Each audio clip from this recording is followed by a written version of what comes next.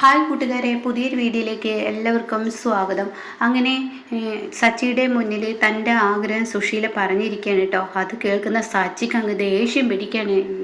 എന്താടി നീ പറയുന്നത്? ഈ വൃത്തികെട്ട നാക്കുകൊണ്ട് എൻ്റെ മകളെക്കുറിച്ച് ഇനി ഇങ്ങനെയൊന്ന് നീ പറഞ്ഞു കഴിഞ്ഞാൽ, അതിനും സാറേ ഞാനൊന്നും പറഞ്ഞില്ലല്ലോ, ഞാൻ സാറിനോടൊരു നല്ല കാര്യം പറഞ്ഞല്ലേ. എൻ്റെ ഇന്ദ്ര എത്രമാത്രം നല്ല മനുഷ്യനാണ് എന്നിങ്ങനെ പറയുമ്പോൾ നിൻ്റെ ഇന്ദ്രൻ്റെ മനുഷ്യത്തരൊന്നും ഞങ്ങളോട് പറയണ്ട.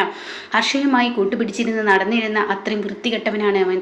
അവനെ പോലെ ഒരുത്തനെയാണോ എൻ്റെ മകൾക്ക് കല്യാണം കഴിച്ചു കൊടുക്കേണ്ടത്? എൻ്റെ മകൾ ഒരു അബദ്ധത്തിൽ ചെന്ന് ചാടി. അത് സുശീലയുടെ നാക്കുകൊണ്ട് തന്നെയാണ് അങ്ങനെയുള്ള പ്രശ്നങ്ങളൊക്കെ എൻ്റെ മകന് വന്നത്. അപ്പം എൻ്റെ മകൻ സത്യനെ നിങ്ങൾ കല്യാണം കഴിച്ചത്? സത്യം ഒരു നല്ല പയ്യനാണ്, അവന് മറ്റുള്ളവരുടെ പിന്നാലെ നടക്കത്തൊന്നുമില്ല എന്ന് പറയുമ്പോൾ ഉടൻ തന്നെ സുശീലൊക്കെ അങ്ങ് ദേഷ്യം പിടിക്കാൻ കേട്ടോ. എന്നിട്ടാണോ നിങ്ങളുടെ മകൾ എൻ്റെ മകൻ്റെ പിന്നാലെ അർദ്ധരാത്രിയൊക്കെ വിളിക്കുന്നത്? എൻ്റെ മകനും നിങ്ങൾക്ക് വിളിക്കുന്നുണ്ടല്ലോ. ആ പ്രതിഭ പൊട്ടിയായതുകൊണ്ടൊന്നും പറയുന്നില്ലെന്ന്. അവളിപ്പോൾ ശബ്ദമൊക്കെ ഉയർത്തൽ തുടങ്ങി. ഇത് കേൾക്കുന്ന സാവിത്രി ആകെ ഞെട്ടിപ്പോയിട്ടോ. അപ്പോൾ സാവിത്രിക്ക് എന്താ പറയേണ്ടതെന്ന് അറിയില്ല. ആ നിമിഷം സാവിത്രി ആകെ ഒരുമാതിരി ഇതായി നിൽക്കുകയാണ്. ഈ സമയം സച്ചിയോട്, സച്ചേട്ടാ ഞാൻ അന്നും പറഞ്ഞില്ലേ, സത്യനും ഇവളുമായുള്ള സംസാരം അത് പ്രശ്നത്തിലോട്ട് എത്തുന്ന, ഇപ്പോൾ ഇവരുടെ നാക്ക് കൊണ്ട് തന്നെ അസഭ്യ വാക്കുകൾ പറഞ്ഞില്ലേ.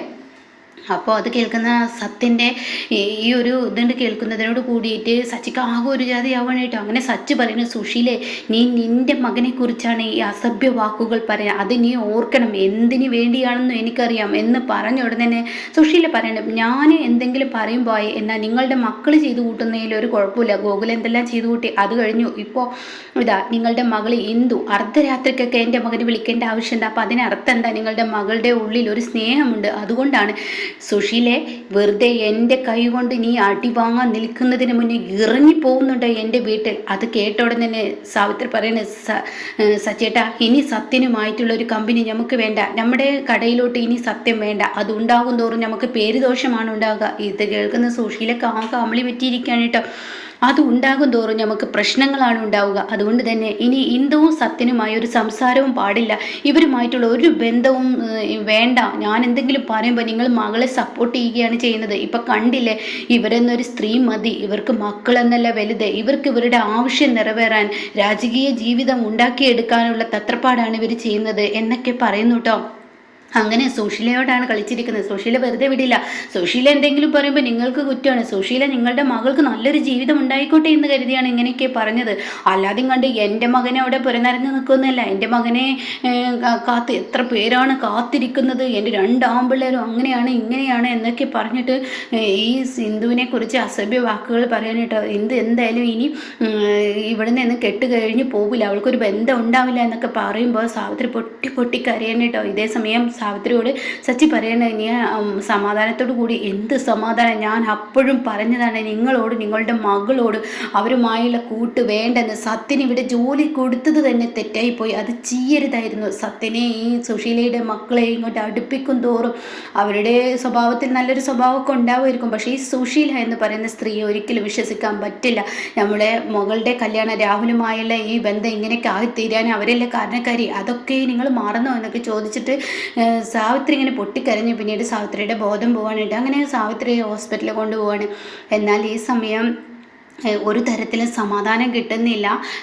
ഇങ്ങനെ ഈ പറയുന്ന ഇന്ദ്രനെ. അങ്ങനെ ഇന്ദ്രൻ രവിയെ ചോദ്യം ചെയ്യാൻ ചെന്നിരിക്കുകയാണ്. രവിയാണ്, നിൻ്റെ ഭാര്യ എന്ന് പറയാൻ നീ എൻ്റെ മുഖത്ത് നോക്കിയിട്ടല്ലടാ പറയേണ്ടത്, വല്ലവരുടെയും ഫോട്ടോ കാണിച്ചു തന്ന് നിന്നെ ആര് ഇളക്കി വിട്ടിട്ടുണ്ട് അവരുടെ മുഖത്ത് നോക്കി പറയണം ഇവൾ എൻ്റെ ഭാര്യയാണ്, മറ്റുള്ളവരെ തേടി പോവില്ല എന്ന അഹങ്കാരത്തോടു കൂടി നിനക്ക് പറയായിരുന്നു. നീ അത് ചെയ്യാതെ എന്താ ഇരുന്നത്? നിൻ്റെ ഭാര്യയിൽ പോലും നിനക്ക് സംശയം തോന്നിയിരിക്കുന്നു, അതുകൊണ്ടല്ലേ എന്ന് പറഞ്ഞിട്ട് അവിടെ രവി ചൂടാവാണ് കേട്ടോ. ഈ സമയം ഇത് കേൾക്കുമ്പോൾ ഉടൻ തന്നെ ഇന്ദ്രൻ പറയണേ, എൻ്റെ ഭാര്യയുടെ പിറകെ നീ നടന്നാൽ പിന്നെയുണ്ടല്ലോ. അത് കേട്ട ഉടനെ രവി പറയണേ, എന്നെ അന്വേഷിച്ച് എത്രമാത്രം അനുഭവം വരുന്നോ, അവൾക്ക് എന്തെങ്കിലും സഹായം വേണോ അതൊക്കെ ഞാൻ ചെയ്തു കൊടുക്കും. അവൾ എപ്പോഴും എൻ്റെ ഒരു സഹോദരിയായിരിക്കും, അല്ലാതെ നീ വിചാരിക്കുന്നത് പോലെ അങ്ങനെ ഒരു അർത്ഥത്തിൽ ഞങ്ങൾ ആരും കണ്ടിട്ടില്ല. അത് നുഴഞ്ഞു കയറിയിട്ടും പല കാര്യങ്ങളും ചെയ്തൊക്കെ നിനക്ക് ശീലമാണല്ലോ. അത് കേൾക്കുന്ന ആർഷ ഒന്നും നടുങ്ങുന്നുണ്ട് കേട്ടോ. ആർഷയുടെ മുഖക്ക് ഇങ്ങനെ മാറി മറിയാണ്. അത് നിനക്ക് ശീലമായി ആണല്ലോ, അതുകൊണ്ടാണ് ഇങ്ങനെയുള്ള ഇങ്ങനെയുള്ള സംശയങ്ങൾ മുന്നിൽ വരുന്നത്. ആ പാതയിലൂടെ പോയവർക്ക് മാത്രമാണ് ഇങ്ങനെയുള്ള സംശയങ്ങൾ വരികയുള്ളൂ. അല്ലാതെ കണ്ട് നല്ലൊരു ഭാര്യയെ കിട്ടിയിട്ടും അവൾ അങ്ങനെ ഒരു തെറ്റ് ചെയ്യില്ല. ആത്മാർത്ഥ സ്നേഹം അനുപമയോടുണ്ടെങ്കിൽ നിനക്ക് ഒരിക്കലും ഇങ്ങനൊരു ചിന്താഗതി നിന്റെ മൈൻഡിൽ വരില്ല. അപ്പം അതിനർത്ഥം എന്താ? നിന്റെ മൈൻഡിൽ അങ്ങനെ ഒരു വരാനുള്ള കാരണം എന്താ? നിന്റെ മനസ്സിൽ നീ ചെയ്ത വഴിയാണ്. ആ വഴിയിലൂടെ നിന്റെ ഭാര്യ പോകുമോ? ആദ്യം പോയി പറഞ്ഞവർക്കും കാണിച്ചവർക്കും നീ മറുപടി കൊടുക്കടാ. എൻ്റെ ഭാര്യ വഴി തെറ്റി പോകുന്നില്ലെന്ന് എന്ന് നീ പറയടാ. എന്നിട്ട് ഇവിടെ കിടന്ന് ചിലക്കാൻ പഠിക്കടാ എന്നും പറഞ്ഞ് അവിടെ നിന്ന് പറഞ്ഞു വിടാൻ കേട്ടോ. ഇതേ സമയം രവിയോട് ഹർഷ പറയണ വേണ്ടായിരുന്നു. പിന്നെ എന്താ വേണ്ടത്? അവൻ എന്നോട് ചെയ്തതൊന്നും ഞാൻ മറന്നിട്ടൊന്നുമില്ല. ഞാൻ പൊട്ടനായി കളിക്കുകയെന്നല്ല. അവൻ എൻ്റെ കുടുംബത്ത് കയറി ഒരുപാട് കളിച്ചു. അവൻ നടന്ന പാതയിലൂടെ അവൻ്റെ ഭാര്യ നടക്കുമെന്ന് പറഞ്ഞു കഴിഞ്ഞാൽ അതൊരിക്കലും ആർക്കും വിശ്വസിക്കാൻ കഴിയില്ല. അനുപമ എന്ന് പറയുന്ന അവൾക്കൊരു വ്യക്തിത്വമുണ്ട്. അവളുടെ വ്യക്തിത്വത്തെ ചോദ്യം ചെയ്യാൻ ആര് വന്നാലും അത് സ്വന്തം അച്ഛനായ പോലും അവൾ വിരച്ചുകൊണ്ടും അങ്ങനെയുള്ള ഒരാളെ കുറിച്ചാണ് ഇങ്ങനെയുള്ള വാക്കുകൾ പറയുന്നത് എന്നൊക്കെ പറഞ്ഞിട്ട് വളരെ മോശമായി തന്നെ ഹർഷയോട് ചൂടാവാൻ കേട്ടോ. ഈ സമയം ഹർഷയാണെങ്കിലോ ഈ പറഞ്ഞത് നുഴഞ്ഞു കയറുന്നത് എന്നൊക്കെ ഇങ്ങനെ പറഞ്ഞത് തൻ്റെ മനസ്സിൽ ശരിക്കും കൊണ്ടിരിക്കുകയാണ്. അപ്പോഴാണ് അങ്ങോട്ടേക്ക് സുശീല കയറി വരുന്നത് കേട്ടോ. സുശീല വന്നിട്ട് പറയാണ്, ഹർഷേ ഞാൻ ഒരു കാര്യം പറയാനാണ് വന്നത്. അപ്പോഴേക്കും അവിടെ ഉടൻ തന്നെ കുഞ്ഞമ്മ പറയാണ്, രവിയുടെ അടുത്ത് നിങ്ങളുടെ മകന് ഇന്ദ്രൻ വന്നിരുന്നു. അത് കേൾക്കുന്നതിനോടുകൂടി സുശീലക്ക് ഒരു ചിരിയൊക്കെയാണ് ഇട്ട് വരുന്നത്.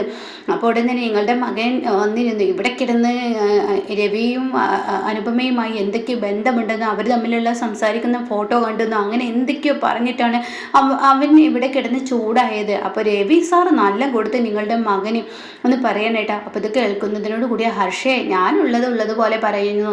നീ നിന്റെ ഭർത്താവിനെ നീ ഒന്ന് നോക്കുന്നത് നല്ലതാണ്. അങ്ങനെയൊക്കെയുള്ള വാക്കുകൾ പറയും. എൻ്റെ മകൻ ചോദ്യം ചെയ്തതിൽ എന്താ തെറ്റ്?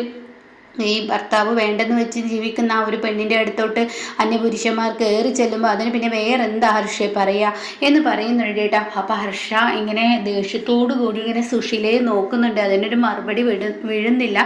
എന്നാൽ ഈ സമയം രവി കയറി വരികയാണ്. അപ്പോൾ രവി പറയാണ്, ആരാണ് ഇതിന് പിറകിൽ കളിച്ചതെന്നും ഞാനും അനുപമയും സംസാരിക്കുന്ന ഫോട്ടോ എടുത്തത് ആരാണെന്നും എനിക്ക് നന്നായിട്ട് അറിയാം. എന്താ നീ എന്നെ ഇതാക്കിയിട്ടാണോ പറയുന്നത്? മുള്ളമുനയും വെച്ചില്ല നിൻ്റെ ഈ സംസാരം കേട്ടാൽ എനിക്കറിയാം എന്നിങ്ങനെ രവി പറയുമ്പോൾ ഉടൻ തന്നെ എന്താ ഞാൻ പറഞ്ഞത് ശരിയല്ലേ? നിങ്ങളല്ലേ ഇതൊക്കെ ചെയ്തു കൂട്ടുന്നത്? നിങ്ങളുടെ മകനോടല്ലേ നിങ്ങളിത് ചെയ്യുന്നത്? നിങ്ങളുടെ മരുമകളല്ലേ? ഒന്നെങ്കിൽ നിങ്ങളുടെ പേരക്കുട്ടിയുടെ അമ്മയല്ലേ? ഇങ്ങനെയുള്ള വാക്കുകൾ പറയുന്ന എന്തിനാ? അപ്പോൾ സുശീല പറയും, ഞാൻ പറയുന്നതിലാണ് തെറ്റ്. ഞാനല്ലല്ലോ ഇത് പറയുന്നത്. നാട്ടുകാർ മൊത്തത്തിൽ പറയുന്നുണ്ടല്ലോ. ഒളിച്ചും വാത്തുമാണ് നീ രവി അനുപമയെ കാണാൻ പോകുന്നു. അവൻ്റെ വണ്ടിയിൽ അനുപമ കയറുന്നു എന്നൊക്കെ. ആനന്ദമാഷിയുടെ പിള്ളേര് നല്ലവരാണ് എന്തൊക്കെ പറയും. പക്ഷേ വാദ്യര് വളർത്തിയ മക്കൾ 5 കണക്കാണ്.